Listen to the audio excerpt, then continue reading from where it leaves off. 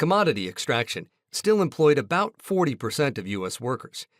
But the success of mass production soon vaulted goods manufacturing into the position of economic engine of the country, and, soon after that, the world. As the industrial economy progressed, however, it became less and less of a job creator, as once again, massive technological and productivity improvements meant it took fewer workers to produce more output. So people moved out of factories and into office jobs, retail, fast food and restaurants, maintenance and repair, childcare, finance, and numerous other service occupations, where companies deliver a set of intangible activities on behalf of individual customers. Over time, the service economy displaced the industrial economy, with services becoming the primary economic offering. In the United States, service delivery actually overtook manufacturing as the top employment sector in the 1950s.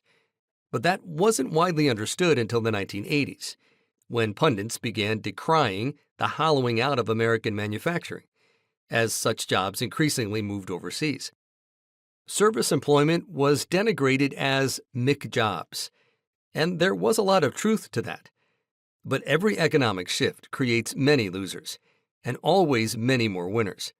Eventually, thanks to the gales of creative destruction identified by economist Joseph Schumpeter, the number of jobs created swamped the number of those displaced at higher levels of salaries and wages.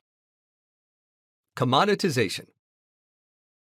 As we shifted deeper into the service economy, manufactured goods often became commoditized, meaning buyers treated them like commodities, purchasing them primarily on the basis of price and convenience.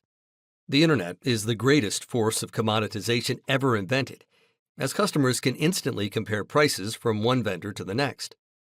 When faced with commoditization, companies lose much of their ability to control prices, which drop down toward marginal costs and become subject to the vagaries of the marketplace. There's nothing fundamentally wrong with a commoditized business. You can still make a lot of money in it. Generally, however, only one or two companies in any industry prove successful at doing so. And it's not a very fun situation to be in, as you must relentlessly focus on costs by, among other things, automating tasks and getting rid of as many people as possible. That's why so many manufacturers have shifted into the services business.